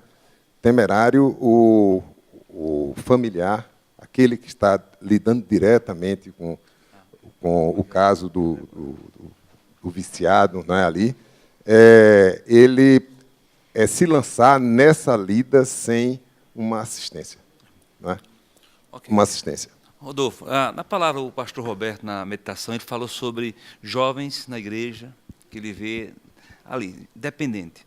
Reverendo, a minha pergunta é, nesse seu ministério, qual é a passagem, a dificuldade que o senhor tem encontrado da juventude que o senhor pegou no pastoreio jovem e agora? Aonde é que está o entrave agora com a igreja? E os jovens que estão lá, drogados ou dependentes, ali na igreja? A minha experiência de 42 anos de ministério é um pouco diferente. Primeiro, eu tive muito poucos jovens, filhos da igreja, que entraram para drogas. Eu tive muitos jovens que não eram da igreja e foram buscados, nós trabalhamos com eles, estamos trabalhando. É lógico que nós dependemos do poder público. O poder público tem um papel positivo, atuante, e nós levamos a mensagem de redenção em várias casas, em vários lugares. O IBEL tem um trabalho muito bonito em todas essas áreas. O aluno que passa pelo IBEL, nós trabalhamos com o presidiário, na PAC, nós trabalhamos principalmente quando a gente envolve pessoas com drogas, e a PAC é um lugar muito sério. Quem conhece a PAC é o período em que ele está semi-livre, mas não está livre completamente. Nós trabalhamos com o jovem infrator, e esse jovem infrator também, na sua grande maioria, convive com as drogas, e ali nós temos outro trabalho decisivo, e nós trabalhamos com casos de recuperação. E muitas vezes trabalhamos com as famílias que estão envolvidas. Então, são experiências diferentes, são momentos diferentes. Eu diria que há 30 anos atrás, possivelmente, isso fazia parte do nosso ministério. Nem se tocava nesse assunto, principalmente no interior, há 30 anos atrás. Agora, de um tempo para cá, isso se tornou uma coisa muito mais recorrente. A droga virou uma coisa que invadiu a sociedade. Junto com a droga vem todo o ambiente de violência, de sexo, prostituição, de todas essas áreas. Então, a igreja, como igreja, eu creio que ela tem a obrigação de levar a mensagem da salvação, transformar vidas, trazer essas vidas, reintegrar essas vidas. Um dos papéis mais difíceis que a igreja tem é a reintegração. A reintegração do ex-drogado, do ex-presidiário, de uma ex-prostituta, que muitas vezes é viciada também, vive dormente, é uma coisa muito difícil na sociedade. E, por exemplo, eu recebi profissão de fé e batismo, um jovem que era envolvido com drogas e envolvido com homossexualismo. Hoje até ele é diácono de uma igreja. Então, é um trabalho totalmente diferente. Você se envolve com algumas coisas. Eu tenho na igreja membros da igreja que foram condenados a 20, 30 anos de cadeia, que hoje estão recuperados, estão lá sentados na igreja, participando. Agora, fazer a igreja entender que há duas pontas. Primeiro, você fazer a igreja entender que você tem esse ministério, a igreja tem essa obrigação. Isso é difícil. Porque é aquilo que eu disse, muitas vezes a nossa igreja não tem os olhos voltados para os caídos. Tem voltado para alguns caídos, mas não para os caídos. Fazer a igreja compreender isso não é uma coisa tão fácil. E, do outro lado, reintegrar essa pessoa na sociedade também não é uma coisa tão fácil. E conviver com os sonhos, as lutas, as batalhas. Isso nós temos... Há 30 anos eu sou diretor do IBEL. Então, há 30 anos nós estamos lá envolvendo com pessoas, junto com os alunos. E, muitas vezes, nós recebemos alunos que... posso contar uma experiência aqui de um aluno que eu recebi, que a igreja mandou ele, estava na sala livre. Ele tinha... O juiz liberou da cadeia e mandou e disse, você tem diofório todos os dias, tem tantos anos de cadeia, você tem diofório. Esse rapaz me chegou no IBEL e disse, pastor, eu vim cá, meu pastor disse que aqui é o lugar que eu vou estudar e que o senhor vai cuidar de mim. E eu quero ser obreiro. O senhor vai ter 3 anos para fazer de mim obreiro. O senhor tem que me acompanhar todo mês ao fórum, porque eu estou respondendo por um crime e eu estou sob a guarda do senhor. Então, não é fácil você receber um encargo desse. Hoje, esse menino, ele é pastor.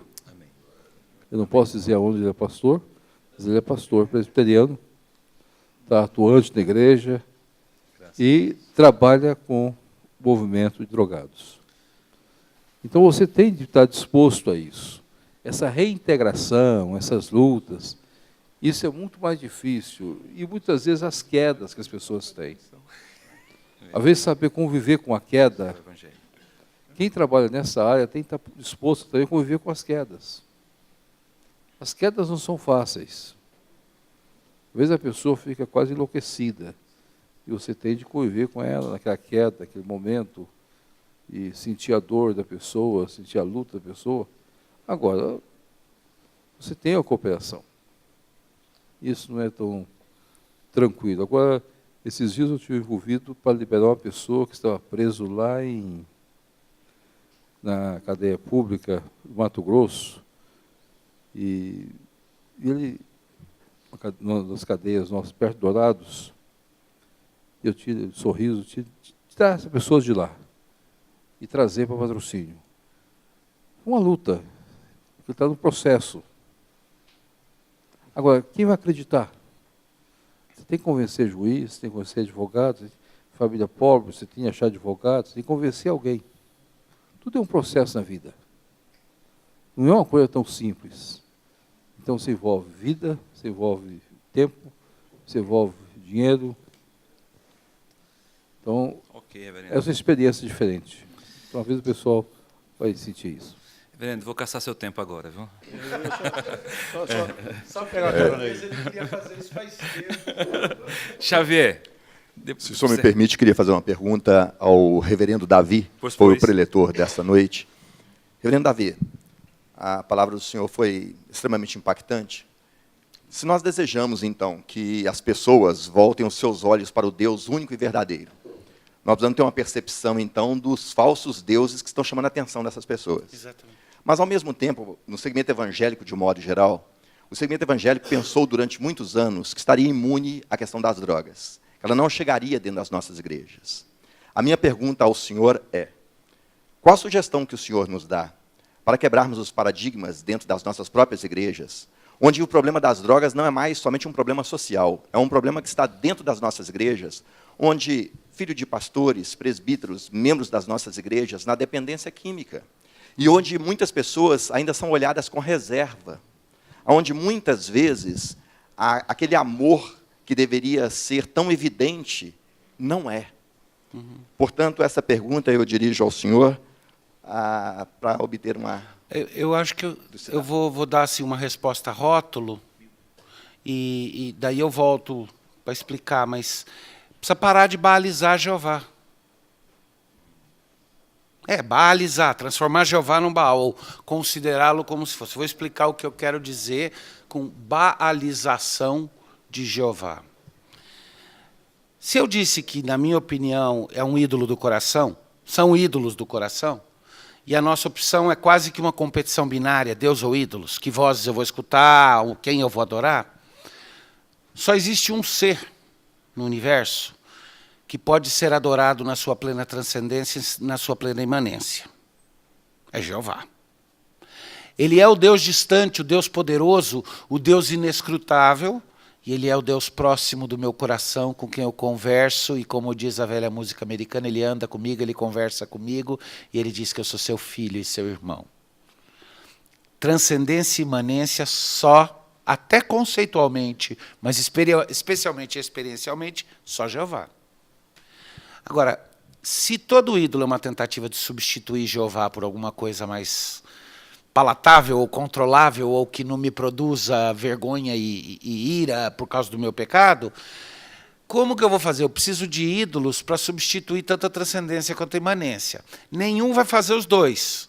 Por isso, escreve essa máxima. Eu posso estar errado, mas toda pesquisa que eu fiz a respeito, tanto nas Escrituras quanto na nossa história intelectual, ídolos vêm em pares. Quase todos os ídolos vêm em pares. No Antigo Testamento, eram os ídolos dos altos para substituir a transcendência. O ídolo do alto eu não controlo, ele é grandão. Eu digo, quando Odin quiser, mas eu não consigo chegar a Odin. E os ídolos do lar, os ídolos do coração, para substituir a imanência. Haja vista na Igreja Romana, ainda hoje você tem Deus, o Pai, a Santa Trindade, e o Santo Antônio, que você põe em casa num altar, pede para ele te casar, se ele não casar, você vira ele de cabeça para baixo e enfia num copo d'água. Para punir um ídolo do lar e um ídolo dos altos.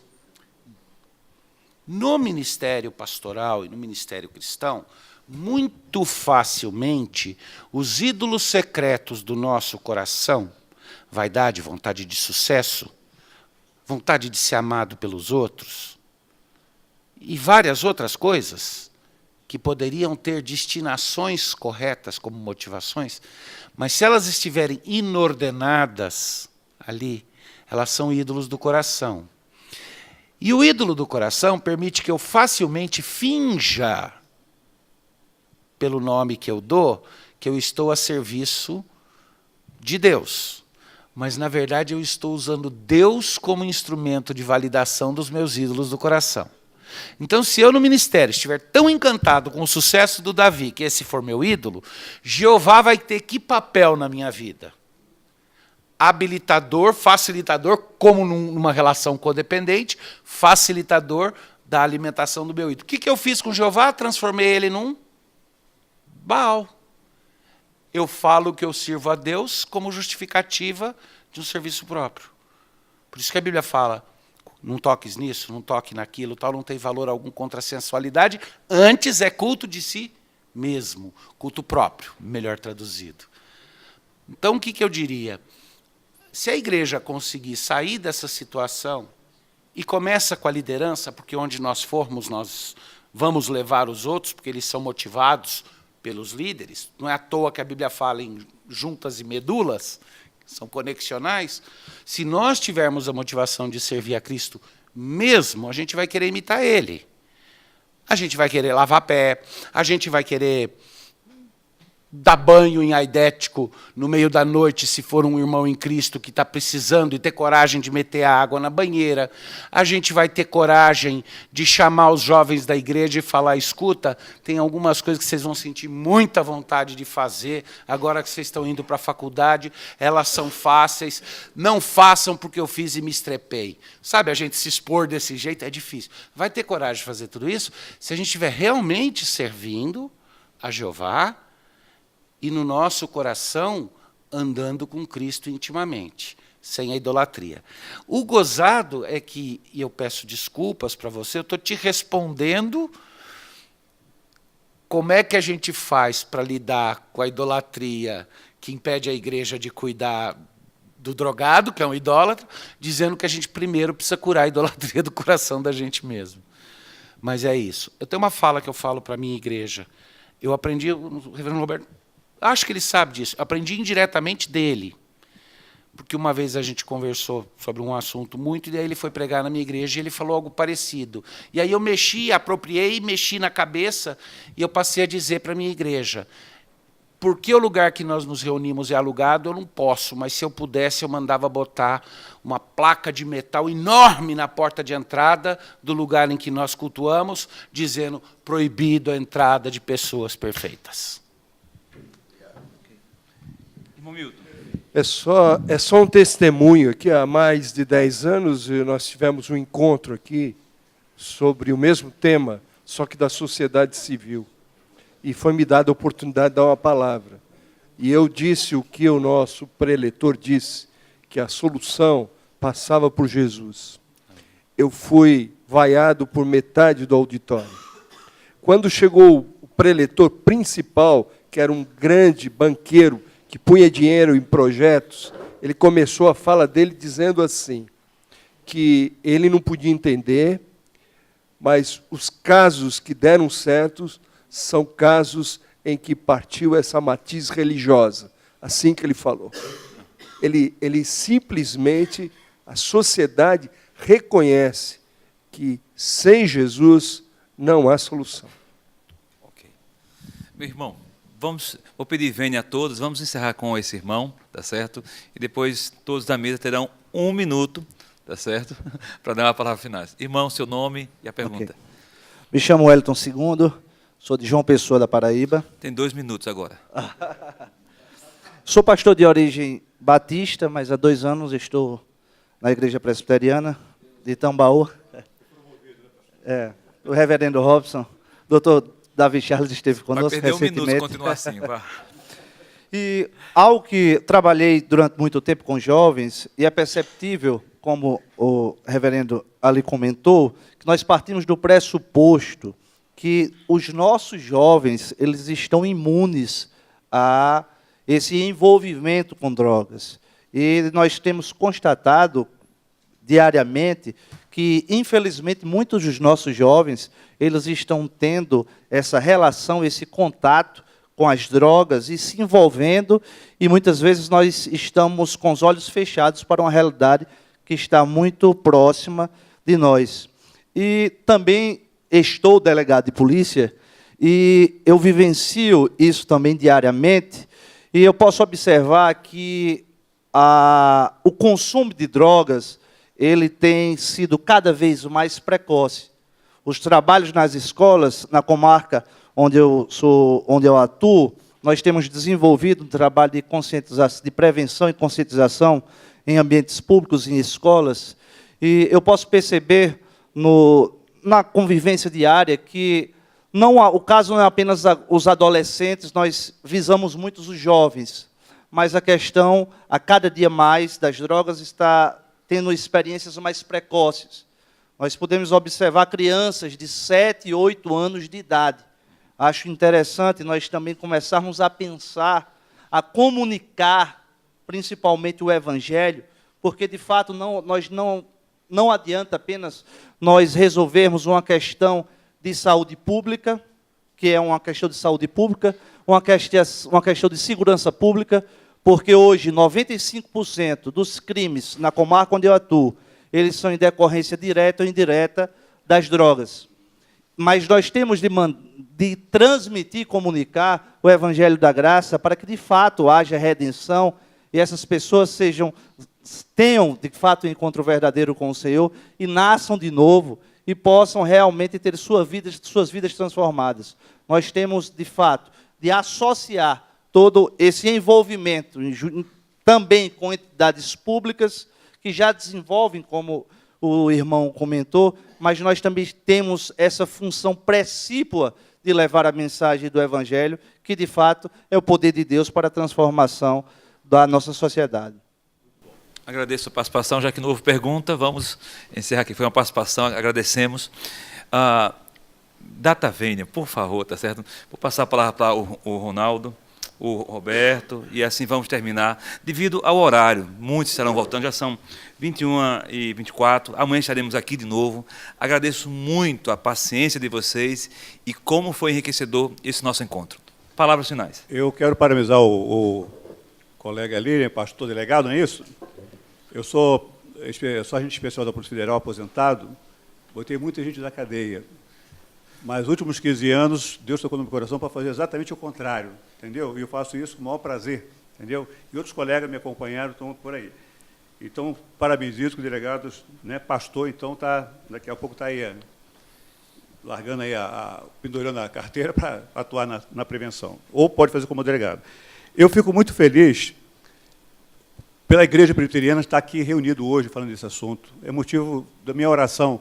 Meu pedido antes de morrer é que eu queria que a Igreja Presbiteriana, que tem valores fantásticos, profissionais, levantasse a bandeira de drogas. E eu posso ficar agradecendo isso, porque eu estou vendo um movimento. Vi na mesa aqui o nosso presidente, entendeu, dona Força, para que isso aí seja uma realidade. Porque a Igreja Presbiteriana, sem ofender as demais, entendeu, as qualidades profissionais, né, e para atuar nessa área, sabendo que Deus é que capacita, sabendo que é um trabalho nosso. Mas eu queria dizer que tem vários trabalhos que trabalham com droga, não é só evangélico, não. Nós temos agora, lá em Vitória, macumbeiro, viu, Reverendo Juarez? Macumbeiro, não é centro espírita, não. O centro espírita já tem muito. Agora, um grupo de macumbeiros de Candomblé faz um trabalho. Agora, como faz isso? Não sei. Agora, quanto mais nós como igreja, Reverendo Romeu, vamos ficar de braço cruzado? Não, mas em 10 segundos tu tem que responder. Entendeu? Então, por isso que nós temos que fazer alguma coisa como igreja. Nós não podemos ficar mais sentados, braço cruzado, vendo a torcida passar. Então, louvado seja o meu Deus, que a Igreja Presbiteriana do Brasil possa levantar essa bandeira de joelho no chão e estender a mão ao necessitado, ao oprimido. Porque o Evangelho veio para isso, né? Buscar os oprimidos. Obrigado. Eu tenho um dito que eu costumo usar na igreja, onde eu digo que o versículo que eu mais gosto da Bíblia é João 3,16. Porque em João 3,16 eu aprendo que Deus me amou, Ele quis me amar e efetivamente Ele aplicou este amor sobre a minha vida. Mas aí eu vou dizer para a igreja que o meu segundo versículo preferido é Mateus capítulo 5, verso 16, que diz: assim resplandeça a vossa luz diante dos homens, para que vejam as vossas boas obras e então glorifiquem a Deus Pai que está nos céus. Ou seja, nós, como igreja, e através desta comissão, temos a oportunidade de, através daquilo que nós efetivamente podemos e devemos fazer, chamar a atenção da sociedade para aquilo que estamos fazendo. Porque se, como igreja, nós não estivermos fazendo diferença, não faz diferença sermos igreja. Ok. Davi. Eu agradeço à comissão, a honra do convite para vir compartilhar, ao meu amigo, reverendo professor Romeu, e agradeço também ao reverendo Roberto, que de fato inspirou-nos no começo, quando ele mostrou ali naquela história bíblica a motivação para a gente comprar uma luta dessas. Eu tenho certeza que afetou a comissão e eu espero que esse evento que vocês estão fazendo seja bênção realmente para a nossa igreja e determine caminhos. Parabéns e obrigado, Deus seja louvado.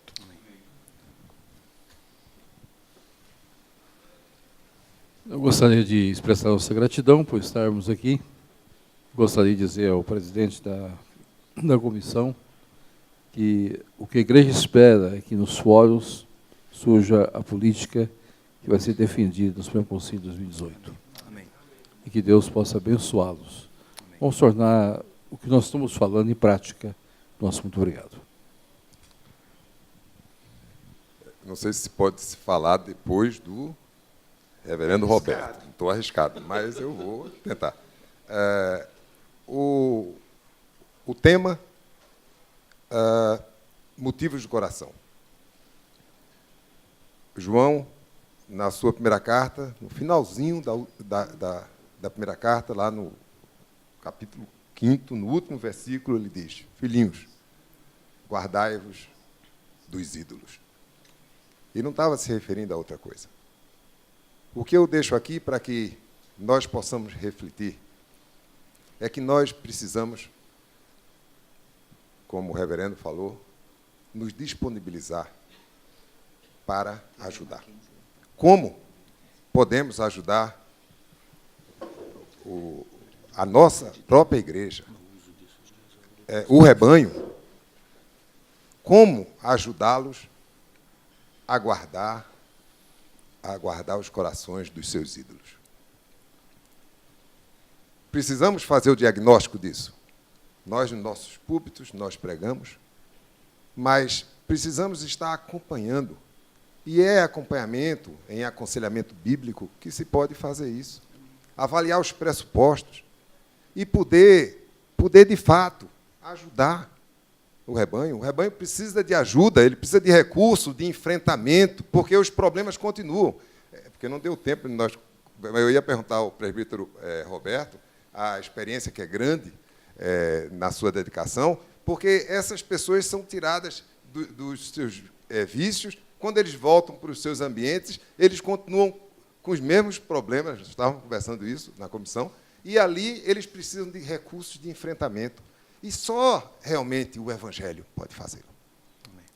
Que Deus nos abençoe.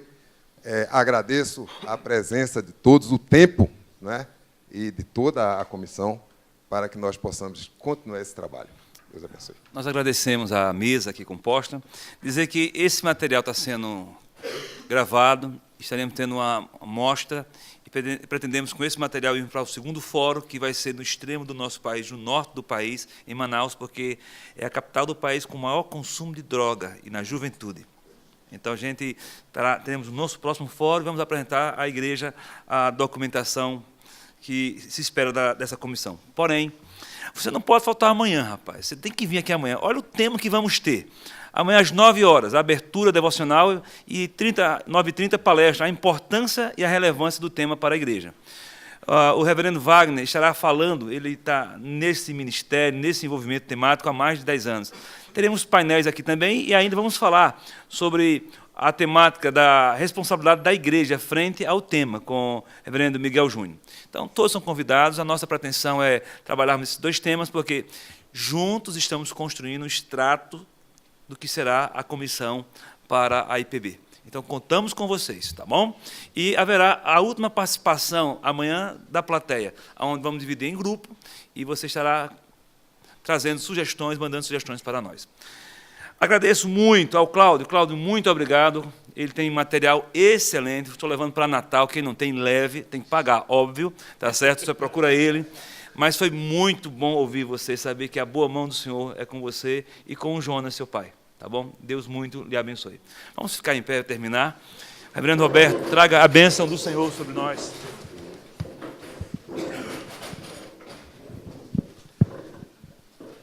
Pai, nós te agradecemos por esta reunião, te agradecemos por este fórum, Amém. Agradecemos pelo trabalho aqui realizado. Dá-nos a tua graça e o teu poder, abençoa-nos e sustenta-nos. Leva-nos de volta para os nossos aposentos, para que nós possamos ser cuidados pelo Senhor. Amém. E em nome do teu Filho Jesus. E agora, amados, e de paz, que a graça, que o amor e que a comunhão, Deus Pai, Deus Filho e Deus Espírito, esteja sobre todo o povo de Deus, hoje e para todos sempre. Amém. Amém. Amém. Uma boa noite a todos.